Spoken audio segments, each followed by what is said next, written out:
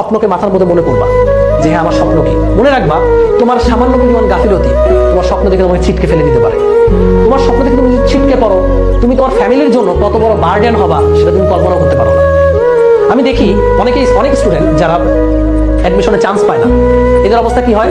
এরা অনেকে second timer দেয়, অনেকে প্রাইভেট ভার্সিটিতে পড়ে, অনেকের প্রাইভেট ভার্সিটিতে পড়ার টাকা পয়সা থাকে না। সায়েন্সের একটা সাবজেক্ট নিয়ে তুমি যখন প্রাইভেট ভার্সিটিতে পড়বা, তোমার 20 লাখ টাকা এমনি অটোমেটিক যাবে। এত টাকা একজন একটা ফ্যামিলির পক্ষে অনেক সময় বেয়ার করা সম্ভব হয় না। ফ্যামিলিতে অনেক বিপদ আপদ আসতেই পারে, তাই না? তুমি কি তোমার ফ্যামিলির জন্য বার্ডেন হতে চাও?